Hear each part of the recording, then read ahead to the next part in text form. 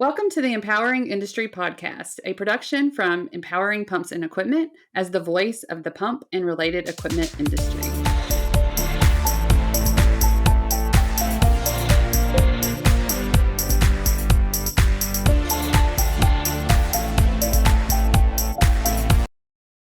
Hey, everybody, and welcome to episode 121 of the Empowering Industry Podcast.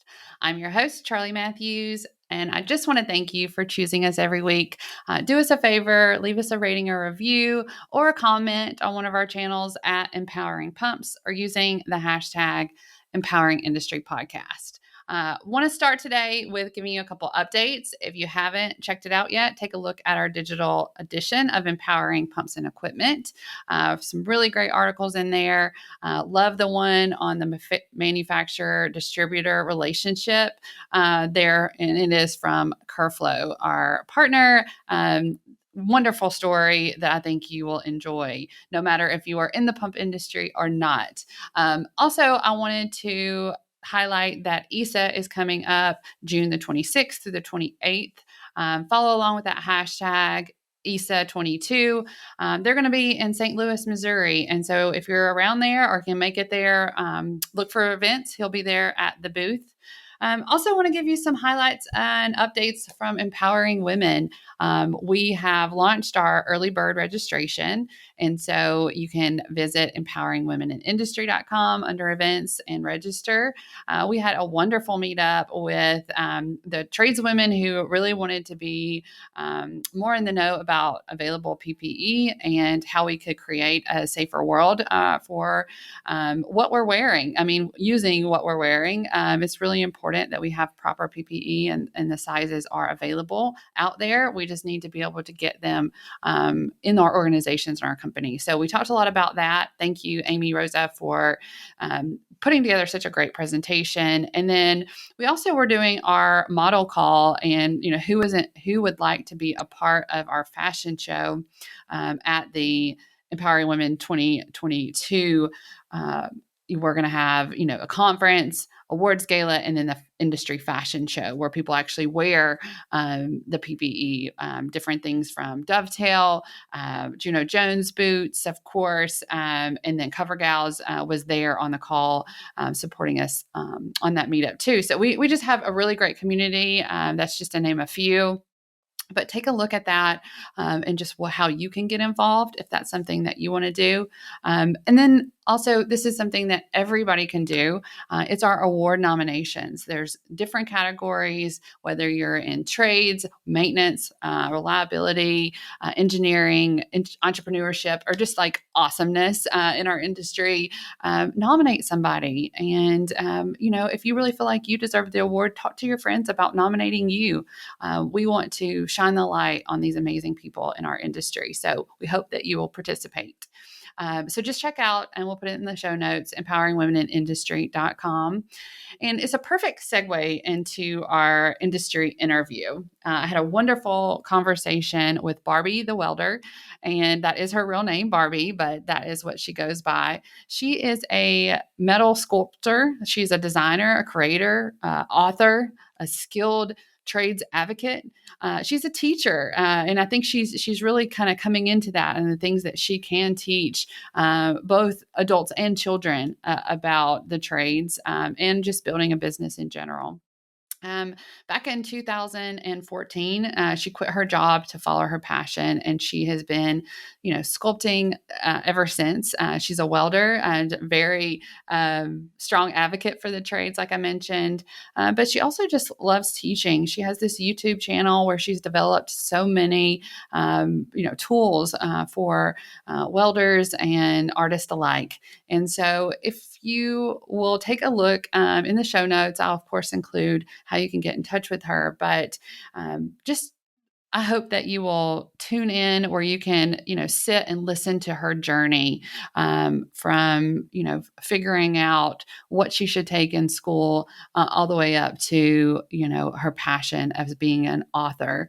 I think she's, working on her 6th book now. So we will just stop now, and without further delay, here's your interview.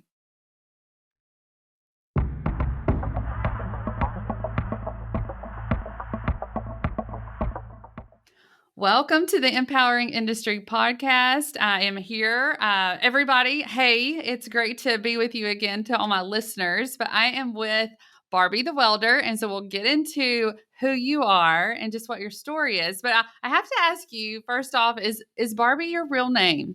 It really is. It used to be the bane of my existence, and now it's literally just one of the best things that's ever happened to me. Is It's like an oxymoron, Barbie the Welder. But Yeah, I love it. Yeah, I was thinking like if her name is really Barbie, then what was she like as a child with that name? Did she have her favorite Barbies, or was she against Barbies? Because that has got to be part of your story. yeah, I'm more of a. I played with the He-Man action, like the Castle Grayskull, and my cousin's GI Joes. Barbie was never a thing for me. Yeah, well, they've come a long way. Barbie has improved greatly since then, and that is one of the reasons why I think it is part of your brand, Barbie the Welder. And like, let's talk about that. Let's talk about who Barbie really is. So tell us your story. Gosh, I started out in the automotive industry. Growing up, my dad was a diesel mechanic working for the government, and so I was around trucks like from the beginning, and it was my first love. I love the smell of the garage, the oil, the tires, like everything. And going into high school, we have locally we have a BOCES, vocational technical school. We call it BOCES, and you get it if you work for it, you get it in 11th and 12th grade. You get you get a half day all year long. So you do your regular classes, and then the second half, you get to go to BOCES. And from ninth grade, I was just like, I knew like when I hit 11th grade, I wanted to be in the automotive program, 11th and 12th. And so I went to my guidance counselor early and was like, I want to be a mechanic. And I was met with sexism from the beginning. Long story, but it took me until my senior year to finally like talk them into and getting kicked out of two schools to talk them into getting me in the automotive program.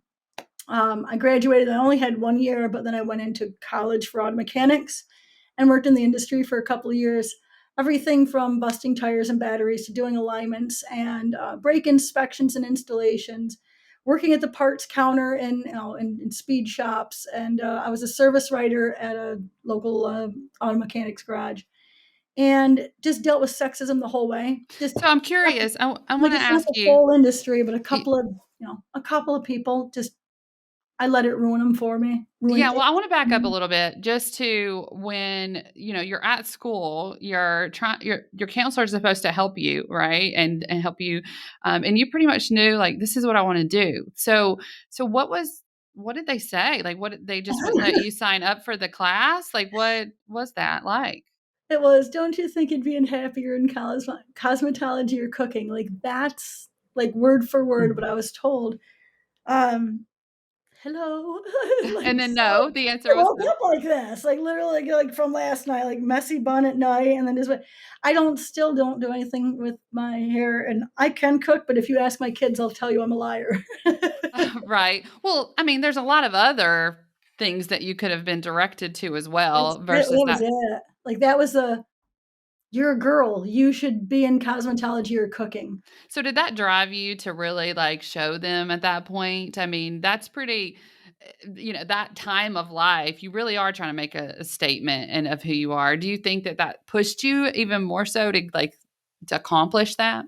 No, unfortunately, I didn't have the FU fuel that I have today and the understanding of how to use that and leverage it for good. I was lost because I'm like, I don't know what else to do. They wouldn't let me into the doors. And so I turned to drugs and alcohol. And there's a couple other things that were going on at the same time, but I I wanted what I wanted and I was angry that I couldn't get it. I'm like, what do you mean? Like, and it turned to anger and it turned to self-loathing and it turned to just low Well, you're self-esteem, which I Yeah, well, you're really not old enough to be able to I mean, that's straight out the gate where they're supposed to be influencing you and helping you along, to be your best self. So that sounded like the opposite happened for you there. And so many different, stories like that, right? Of something disappointing that sent you down that road. But happy to say that you are back from that. I know that was a long, an ever going journey. But did you have somebody in your life that kind of stepped in? How did you make it through that? I just kept insisting. I did get kicked out of my normal school and got sent to alternative high school, which is actually where BOCES was, which is kind of messed up.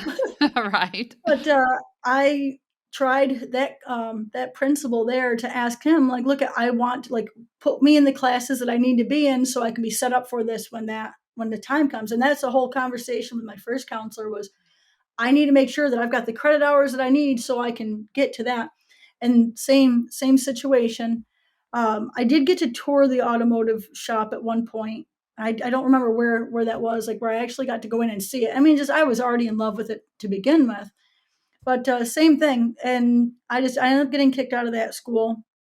Um, I lost basically 11th grade. Um, and then like, but I have like half a credit for like for the whole year between the two schools. But eventually talked him into it. I'd actually tried to get into the Air Force. Like while I was kicked out of school, I'm like, I'll go to the Air Force. I'll be an Air Force Ranger. I'm gonna go fly and or jump out of planes or whatever. But I figured I can get mechanical or something along the lines of that spoke to me, the whole GI Joe, right? Like That's this right. real American hero. And so I'm like that's what I want. And they denied me. They're like, you need a high school education. So I'm like, screw it, I'll go back. And so I went back and I'm like, listen, like I really want this. And my teacher said, if you get your grade, or my counselor, or the principal, one of them, they're like, if you get your grades up, then we'll put you in at your senior year. Like you have to make up 11th grade. And so I went back into school. I made up my entire 11th grade year. I got the highest grades in the school for 3 semesters running. And that's out of 6 grades. We had 7th grade through seniors in that school. And I got the highest grades the last 3 semesters in a row. And I wanted it, and it was like, just tell me what to do to make this happen. And I went back and straightened my crap up and got it. So my Yeah. senior year, I finally got in, which by then I was also a mom. Well, that I think that there was a crossroads there for you that I wish had been different when you were pushing and there were people to support your mission, right? And like your passion. That there was one of those counselors that could have seen that earlier for you to not have to go through those struggles. But I think that I'm that glad they has didn't. yes, Right? Like yes, how beautiful would it be had they been, but had they like because it turned out the way it did, like yeah, it's like a little frustrating even thinking about it. I'm like, you gotta be kidding me. Like, why? Like when someone has that passion. But thank goodness that I went through all that. And my drug addiction did go, drug and alcohol addiction. It went through high school. I didn't just stop then because I'm, an auto mechanic. I like the low self-esteem led to a whole bunch of stuff down the road. But had it not been for that journey, the me who is sitting here today, the reason I resonate, I think, with so many people is that I've lived in hell, like made it my permanent residence for a long mhm, time, but then was able to get myself back out. And all that led to that. And the fact that I was able to get back out shows other people they can too. yes. And I didn't like grow my social media to inspire people. I just wanted to make art. Like very selfish, like I just need to make stuff. But it turned into this amazing, like the platform that I have to speak to people because I've been homeless, because I've been, just all the things that make up me, like that goes into my art. I think it enhances what I'm doing. And had I not had those experiences, I don't think my art would be as good. If I hadn't almost died because of drugs, my choices, I don't think my art would have been as good. And so you know, it's crappy to think of that little girl like working her buns off to try to get one thing that just it's such a simple thing. It's hard to think of her like, oh my gosh, you poor little thing, like you need a hug. But thank goodness that turned out the way that it did. Well, it's a testament to how strong you are too, and how determined and resilient you are. So I think that you come back, you get through school. Tell me a little bit about that next step. Are you going into automotive? Did you like what type of work did you end up doing before you start your art? So getting out of high school, I wanted my second year of BOCES, which I was supposed to have, and they're like, you can't have it because you're graduated now, you're an adult. That's debatable. Right, right. I'm still not an adult. I don't identify as adult. But I went to apply at a local garage. It's a national chain. I won't mention their name to disparage them, which they don't exist anymore. So maybe there's a reason. But anyway, went to go get a job there, and they told me I needed a college education to work in their garage. I'm like, okay. So I went to college. Single mom, I was able to get like TAP and Pell grants, but I was paying for it on my own. I was working full time. My senior year, I also got a job to work full time after work to support my son. Um, and so when I went to the garage to go and get a job, they're like, "You need college." So I'm like, "Okay." So I applied and went to college for auto mechanics. I went through 2 semesters and then couldn't afford the books. It was like $600 for books for the 3rd semester, or it was 2nd semester, I still owed them money, and because I owed them money, that's what it was, is I couldn't afford my books for the 2nd semester. Went through the semester, but still owed them $600, and because I didn't have that, I couldn't continue my college. So I go back to the garage, and they hired me because I had college, but what's so crappy is I literally trained a dude that had never even, like, changed a battery in a car before. And I'm like, how is it? Same boss, right? I'm like, how is it that, which, I'm just like, whatever, I got my job kind of thing. But I mean, I trained people who just didn't know their butt from a hole in the ground. And I just, another one. So I dealt with sexism, uh, which that company was wonderful. The boss was a jackwagon. I ended up quitting there because he wouldn't give me a quarter raise, and I'm doing grade 8 mechanic stuff on minimum wage, which I should have been getting paid twice as much for what I was doing, but whatever. I like to work. So I ended up in like a couple of different garages. Like I said, I worked for parts stores and stuff like that. Like a couple of jobs at one time, was working both of them. But just kept dealing with sexism. And I was not the whole industry. Yes, you have one or two, mean people, but for the most part, like, it was good. But everything negative stuck with me. And so just one thing after another. And like I would try to handle it, I would try to go to the boss, and they wouldn't do anything. So I would leave instead of, like, you know, getting a backbone and standing up for myself better. And I did the best I could with what I had, kind of thing. Again, part of the journey, and I'm grateful for it. But eventually I fell out of love with auto mechanics because of a couple of jerks that just, no matter where I went, I kept, we have the same lesson is given to us again and again. No, I know this now, but back then I didn't. But you get the same lesson until you learn to stand up for yourself. And I'd only stood up for myself a couple of times in life, and I just never, like, I tried to, and like I just kept getting, and I was just like, I'm over it. So I ended up going to work for myself. I took $10. So I really wasn't making money, and the money I made, like, I basically was living paycheck to paycheck.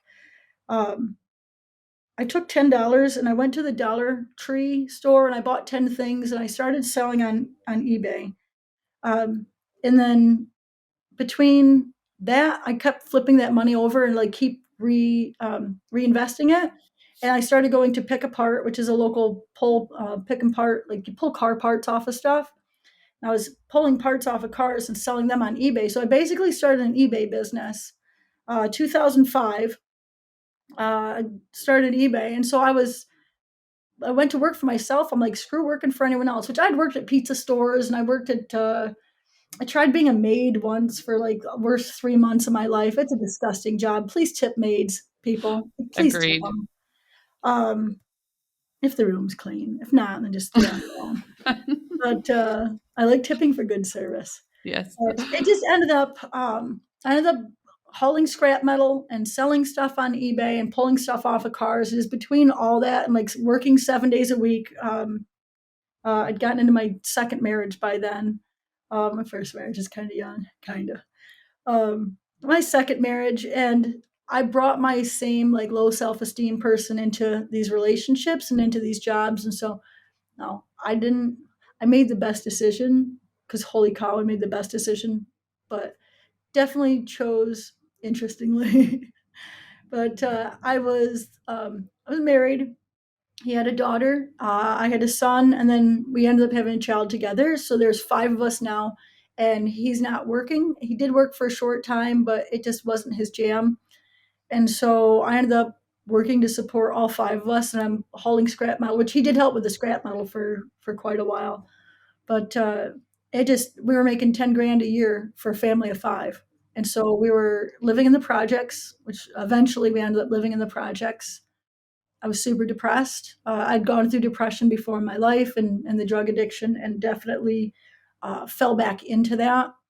And it was rough. And then sat down with my neighbor one night and we watched the movie Castaway starring Tom Hanks.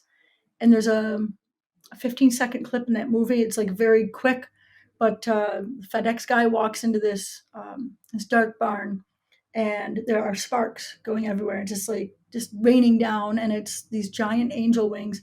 And this woman flips up a welding hood, and it's a woman, and these angel wings, and she's welding, and I can't explain it, but I knew at that moment that I needed to be a metal sculptor, which makes no sense considering the entire journey that I've been on. I love it. I I love it. knew I knew that, like, just soul knowledge. Mhm. Um, You were searching too, probably at that point, I right? Like really you wasn't. I was you lost. lost. Okay. I was living in hell, and like I 3 beautiful children, it's just love very much and the light of my life, but I was so lost myself. It's hard to help someone or take care of someone when you can barely take care of yourself, and that's where I was emotionally, was just I was barely surviving. So you have this image of the angel and the welder, and you're like, okay, this is what I'm gonna do. What? How did you start? Because I had the knowledge of BOCES and that BOCES existed, I thought my first logical step was to go and learn how to weld. And so I went up to BOCES and I asked them, I said, "Do you have an adult welding program?" And they did, but they said it was $1,200. And so we were like, I mean, like, we're on welfare, we're on government subsidized housing, like we've got food stamps, like living in the projects. It just, there's no money. Like, there's no money, no money. And so, like I said, I can't explain it, but I knew I needed to do this. And so I went to my husband. I'm like, look, it's $1,200. I need to be a sculptor. And he was just like, not a chance. Like, it just doesn't make sense. And like, I get it, but I didn't listen. So I made a defiant decision. I said that I am going to learn how to weld. And so I was already working hard, but I worked harder and just saved up. Um, it took me about 9 or 10 months to save up. But November 2007, I started BOCES, and I already knew I was in love with it before I started. I was binge watching. I think 2001, Biker Build Off came out, and you've got TV shows like the Biker Build Off. You've got Junkyard Wars. You've got Monster Garage, Monster House. You know Jesse James with his choppers. I just like all these things. Orange County Choppers, just like all these TV shows that I just was in love with, and got to watch that. And so weirdly, like, I'd already been seeing this stuff, but it just, nothing clicked. It was because of what was, I believe it was because it was a woman. For the first time I saw myself in an industry, which is what our industries need. They need to see Yes. the women. But it was also the wings, and there's something about wings that I can't explain, but it just resonates with me. And I grew up flying with my dad. Like, my dad had his pilot's license when I was a kid, like best childhood ever. So like, I had dreams about flying, but I mean, like, me physically, like with me, my arms were wings. Like, I just have always had that kind of, I can't explain it, but just things that fly like just intrigue me to no end. And so I believe because it was the wings and a woman, like, had it been a woman and maybe she was welding a car, I don't know if I would have found that. Because I mean, how many times have I seen? I think Monster Garage had like one woman on it, and all the, like, maybe two. No, they had an all girl build. They lost. That's bull. But isn't it a Me little or bit yes. the artsy side of it, that you're taking kind of two different worlds and smashing them together, and you can relate to that because you're not this one dimensional person, like we have so many different gifts that are all combined together, and definitely you do. So I see that wings as being like something that you're just truly in love with, that doesn't necessarily fit in with the welding and the metal, and I just think that it inspired you, you know? Absolutely, absolutely. Like, just the last 15, almost 16 years of my life has been driven from that 15-second clip of movie. Wow. Like, and I had no artistic talent. I didn't think I'd never like, "Oh, yeah, you're an excellent artist," or "You're an excellent drawer." Is that a word? Like, this there was nothing that was But you're creative, I didn't and realize we don't that. talk about it. I just never I never saw my I think of artistic as someone that could draw or paint, and just whatever that reasoning is, like, that's a rule that's in my head, is if you're an That's artist, right. like, you could draw. And so, it definitely and I like, it took me, I think, 3 years of welding art before I even called myself an artist. I felt like a complete and utter fraud because I Mhm. didn't go to school for it. Right. So you started your own business to be able to create this art. Now, did that eBay situation help you? Kind of did you, okay. Okay. Oh my gosh, absolutely. Which it didn't help me at first, and I didn't realize it. And also during that time, I actually went to in between the auto mechanics and the welding, I actually went to school to be a paralegal for a hot second, which makes no sense whatsoever, but it literally is part of the recipe. So the eBay, I already knew how to sell online and ship worldwide. And so I mean, like, I was doing that in 2005, and so fast forward to I went full time as an artist 2014, September 1st, 2014, which is crazy that it's that long ago. It seems like in a blink of an eye. But Well, yeah, it's one of the things that you said about saving up and like having that goal to be a welder or just to go to welding class for 9 months, like that in itself is that self-discipline to get to that. You might not even think of yourself like that, but that takes like self-discipline to, there is a goal out there. There's something that I'm trying to accomplish, and you're able to do that, and I just think that is remarkable, especially like with the challenges that you had leading up to that, to still have that driven personality. Well, do you is that tied to your dad? Is that kind of, you feel like you still got that work ethic from him? I get work ethic from both of my parents, but being, I think I was like 4, and they put me in t-ball, and I was in sports all my life, and so there's a competitiveness. Like, Yes. I was taught competition from young, um, but I compete against myself now. I don't look to other people to compete. I look to other people for inspiration, Mhm. definitely, but it's me v me every Mhm. day. And so it's like, how can I improve myself over yesterday? How can I get better at writing? How can I get better at interview? Whatever it is, it's just how can I bring the most value, and how can I? So like that competition that I grew up in, like it, it's success or death for me. And I like that whole. It's Tony Robbins, I believe, is where I got Mhm. it from. His death ground. Like, I like to put my reputation on the line to do something because, man, does that spark a like, it's four-wheel drive. It That's right. kicks me into a whole other gear that I'm already an obsessive, like, driven person to begin with. Mhm. And that death ground, like, man, that's next level stuff that is Yeah, just like, I think that's great because I've been thinking about that actually today. Like what keeps you driven and going forward and trying to go to that next challenge, especially when you're, in charge of your own business, or, you're driving your own self forward. What is that? And I think there is a little bit. I mean, in your case, definitely the competition side, but um, what is next for you? What do you feel like? Okay, yeah, I know you want to make a difference in the skilled trades world, and you are. So I just want you to take that in. You are making a difference there. I did see your work on Instagram, but I also had somebody like send me your name again after we had originally tried to get the interview, and they sent me a message. This is somebody you really need to talk to.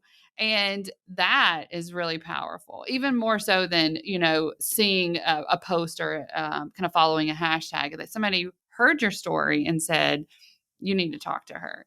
But for you, what is that next goal for you? um, I am Gosh, there's so much I'm going to do, and I'm going to be a little cryptic about some of it, but I've already written 6 books, written and published 6 books, yeah. It's, like, crazy as heck because I got kicked out of 2 schools. It's just, like, and English was my least favorite, but, I've written 3 books on how to weld art, and my 3 other books are, one teaches you how to use everything negative in your life and turn it into a positive. Another one teaches you it's blue collar, it's, self-improvement book, but blue collar. It's called the Inspiration Blueprint, and that teaches you how to design and create a life that inspires you versus needing something. You should float through life. You should not have to force yourself to do stuff. And if you're forcing yourself to go and do stuff in your life, then your life is not in alignment with yourself. And so that's just it's a redneck.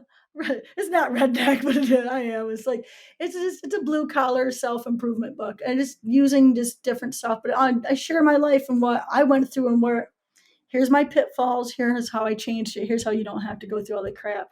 And then the third one teaches artists and entrepreneurs how to be successful, selling art, how to sell online. That's an art. But I actually just got done writing 4 children's books, which is hilarious in a way because my last book had the F bomb right on the front cover, and I won't say it, but it's like my favorite because that book right there has just it's just an amazing book of the worse your life has been, the more successful you could be. And it's just such an opposite way of thinking. And that for me is just like, it's so joyful to write that.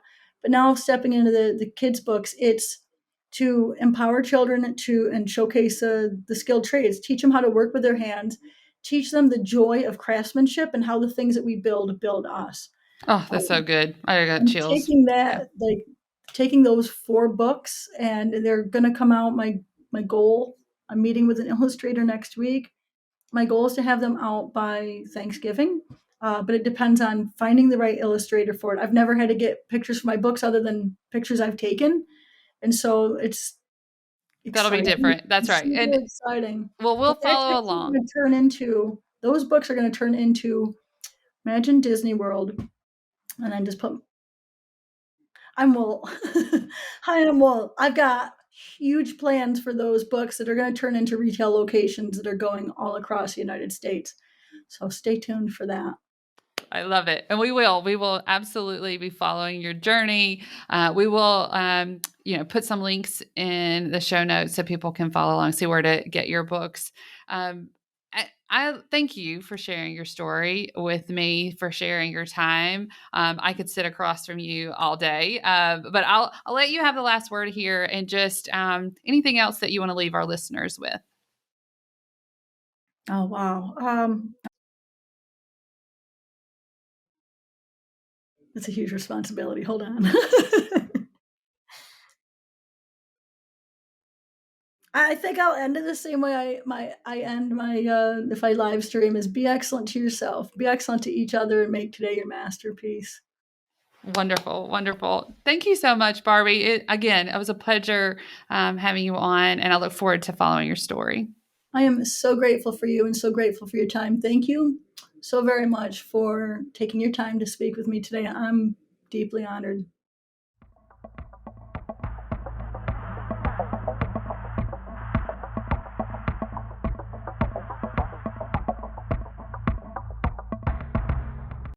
This brings us to the end of the show.